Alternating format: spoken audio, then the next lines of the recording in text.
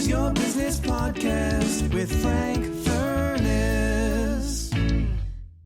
About 4 years ago, I decided I wanted to find out what really drove the top salespeople. So I wrote to 500 of the world's top salespeople, and I said to them, what makes you so good? What makes you fantastic? And you know, the biggest driving force of most top salespeople is belief and focus. They absolutely believe in what they're doing, and they then focus on results. Now, Ian, I know you're going to be speaking to us about the 5 principles of success and some of the things we need to maybe do even before we think about the sales cycle. Tell us a little bit about those 5 principles. Sure. Before I get into the 5 principles, I'd just like to say at this early part in the program that there's a lot of NLP techniques, a long, long list, many, many books. We won't even have time to cover all of them. One of the most important things when I teach NLP practitioner is the 5 principles of success, which is something that just takes a few words and it is absolute dynamite for increasing your effectiveness, increasing your sales, and increasing the amount of money you make. Number 1 of the 5 principles is know your outcome. Now, this might sound familiar. In fact, if anybody's successful at anything in life, it's got to start somewhere with an initial idea. What is it you want to accomplish? What kind of money do you want to make? Where do you want to be as a person? What kind of things do you want to have? What kind of house do you want to have? What kind of car do you want to have? What kind of relationships do you want to have? What kind of physical body do you want to have? And of course, what kind of bank account do you want to have? It's so important to have a clear idea of where you want to be. Why is that? Well, the human brain's interesting. Have you ever tried to not think of something? Sometimes when I go to seminars, I say to people, let's take 10 seconds to try and not think of anything. So then I shut up for 10 seconds and just wait. And then after 10 seconds, I say to the class, okay, how did you get on? And most people, normally, I might get 1 or 2 who claim they can do it, but generally people can't not think. They try to think about something like their past, or they try and think of a blank screen. The human brain, and this is the N in NLP, the human brain is not very good at doing nothing. It tends to be doing something.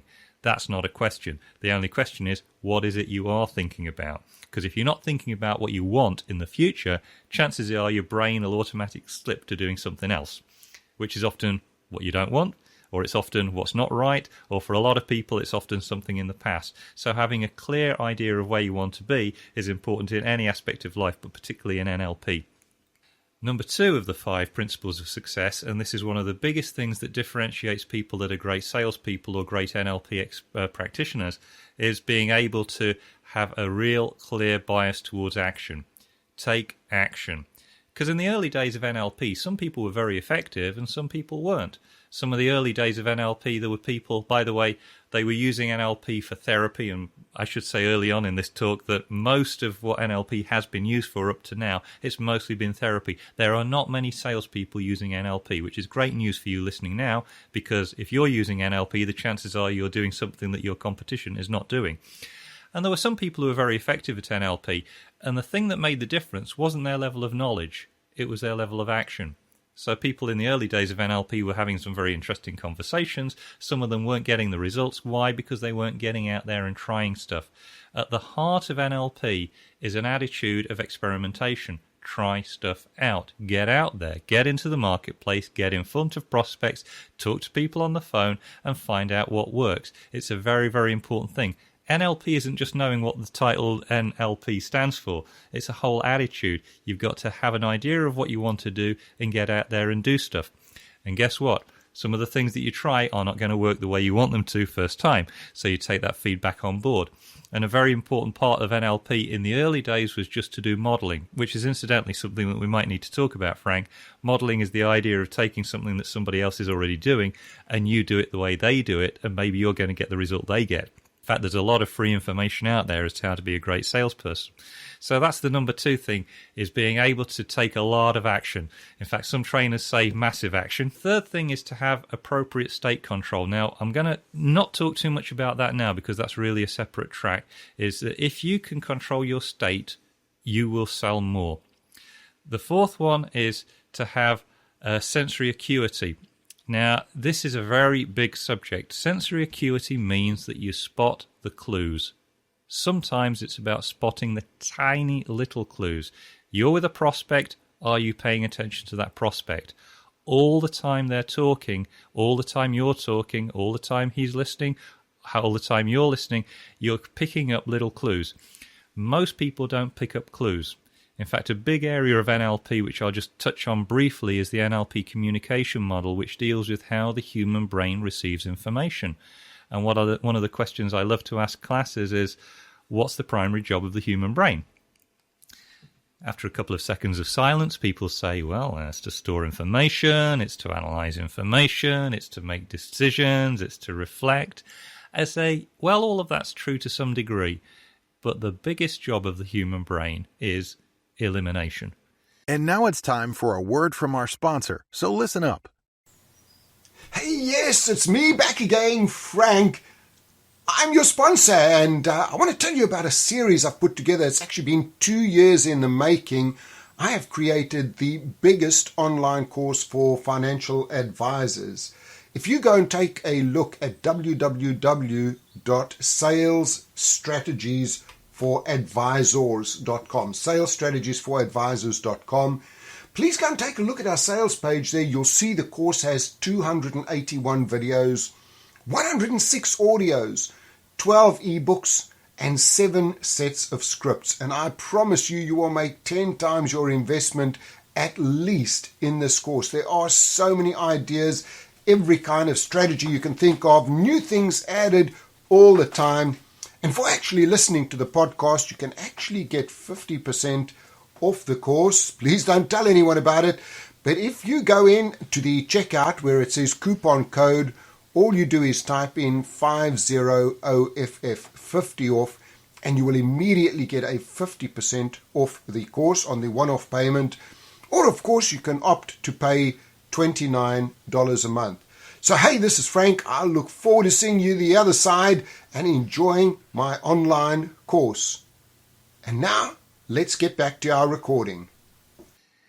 The amount of stuff that can come at the human brain is massive, and what we tend to do is we eliminate most of it. In fact, in sensory terms, if I can just hit you with a couple of technical numbers, in sensory terms, your senses, your sight, sound, touch, smell, and taste, can take in 2 million bits of information per second. Amazing. Well, as you can imagine, Frank, if you were to take in all of that information, what would it do to your brain? Explode. It would explode in approximately 0.1 of a second. So the main job that your brain's doing is saying, don't need to know, don't need to know. So, for example, if you're listening to me now, you might be not aware of the feeling of your left foot inside your left shoe or your left big toe against your sock. But now I've said that, what do you notice? You're feeling it? Probably. Now, the thing is, were you feeling it 60 seconds ago? Chances are, no. Your brain was saying, don't need to know that. So the biggest thing that the human brain does is eliminate information, which it's got to do, by the way. But the thing is it always doing it to the right level? Not necessarily. Most salespeople, and I think I can say 95% of salespeople, don't sell as much as they could because they're not spotting the clues. They're filtering it out. They're eliminating it. Somebody might say something like, I'm interested in that. Salesperson doesn't hear it. Or they might suddenly get interested, their eyes light up, they might have a very, very strong reaction, and the salesperson is so big on reading from their prepared script that they don't see it. And if you can just have more sensory acuity spotting these clues, you will be more successful. Would that include body language as well? Watching for the person sitting forward, the eye contact, open hands? Absolutely. In fact, when we get onto rapport, remind me to come onto eye contact because that's a very, very rich goldmine. But yeah, people give more information out from their body than anything else. In fact, there was a bunch of Swedish scientists that measured the number of individual movements one human being can pick up off of another, and it came to 200,000. From big movements like an arm or an eye raise to the microscopic movements like a 0.5 millimeter flutter of the eyes or a slight little change in the degree of the smile, including lower lip dilation and pupil dilation. I mean, like thousands upon thousands upon thousands. And if you can just get, by the way, a great piece of good news for any salesperson listening to this, you don't have to be brilliant. It's such a big target. If you just scratch the surface, you'll be able to amaze people because you'll spot the clues. If they're suddenly, I'll give you a silly example just to make the point. If you're talking about product A or product B, product A, their eyes light up a little bit. Product B, their eyes kind of go down on the floor. You say, well, we could talk about product A. Well, there's product B. But then again, no. I think maybe we should be talking about product A. They haven't even spoken, but you've spotted the body language clues.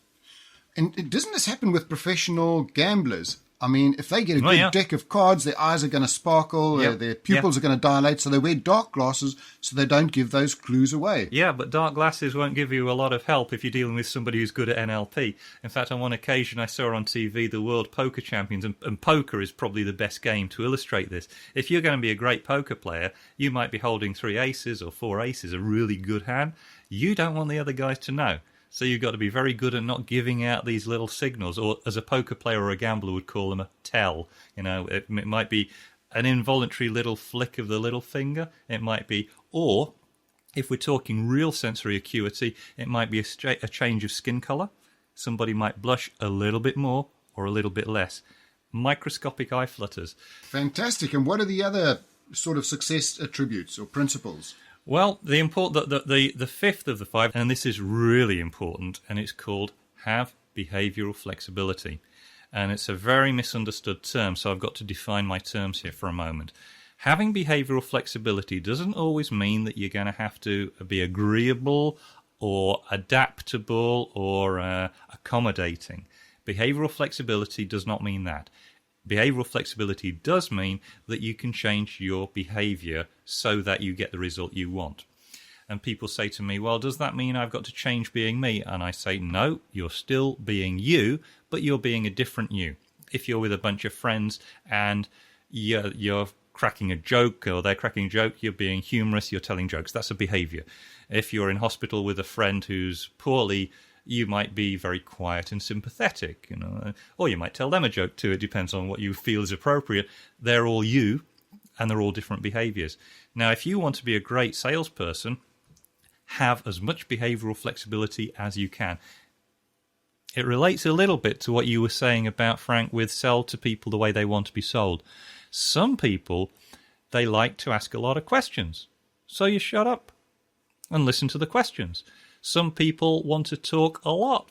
Again, you shut up, let them talk. Some people, they want to be very quiet, and you've got to let them. They let you do all the talking. In that case, start talking. Some sales prospects, they like jokes. Tell them a joke. Some sales prospects like a lot of techie stuff. Give me the Excel spreadsheet and give me all the data to 3 decimal places. Switch on the Excel spreadsheet. Give them the data to 3 decimal places. Some people, they don't care about that so long as you're a nice fella and you remembered their wife's birthday. In which case, be a nice fella. Remember their wife's birthday. These are all different behaviours. And it's something that I find very, very challenging with some salespeople, because they say, what's the best way to talk? What's the best way to use my body language? What's the best way to dress? And I say, whichever way gets the sale. I've done sales in very expensive suit and tie. I've done sales wearing an old pair of jeans and a T-shirt. Because some people, they're going to respond to the way you dress. So what's the best way? Whichever gets the result. Ian, that's a really good point, because I do a lot of work in the City of London, and almost the dress code there is dark suits, white shirts, conservative ties, lace-up shoes. But let me go into a creative agency dressed like that. They're going to chase me out because I don't look like them. So it's almost dressing being like the people you're selling to, because people buy from people that they like and they feel comfortable with and they trust, people that are almost similar to them. Would you agree with that? 100%. In fact, we'll get onto rapport as a separate track, I think. But just briefly, one of the biggest things that makes people buy is that they feel good about being with the salesperson. It's not rocket science as a concept. So all you've got to do is think for a moment, what kind of thing would make them feel good when they're with me? So if I still own an engineering business, and so if I'm dealing with engineers, these are guys wearing overalls, foot protection, hard hats, dirty old shirts. So when I go and sell to them, guess what? I dress that way. It's not because I haven't got the money for a new suit. I dress that way because they'll look at me and they'll go, I like you. And one of the reasons I like you is because you're kind of like me. You walk like me, you look like me, and it kind of inculcates in them this idea that you must be an okay fella because you're one of us. You're in the club, and people want to buy from people that are in their club. You know, that's quite amazing. A couple of years ago, I started working with a company in Hong Kong, and one of their top salespeople right now, he'd just started in sales at that stage, and he said to me, Frank, you know what? I'm just going to sell to Chinese millionaires. I said, well, that's very nice. Few challenges you face, though, is you've never sold before. You actually don't know any Chinese millionaires. How are you going to do it? Well, this is what he did. He went and borrowed as much money as he could from all of his friends, his relatives, all of the banks. And what he did is he joined the two most prestigious clubs in Hong Kong. Well, guess what? On a daily basis, he's meeting, he's mixing with, and he's developing rapport with the people he wants to sell to. Right now, most of them are his clients because, you see, those kinds of people would rather buy from somebody in the club, somebody that belongs to the same kind of club as them, somebody that looks the same, somebody that dresses the same as them. And these are the things that you've got to think about right now. Think about the people you're selling to. Do you develop great rapport with them? And what changes can you make immediately to get better results?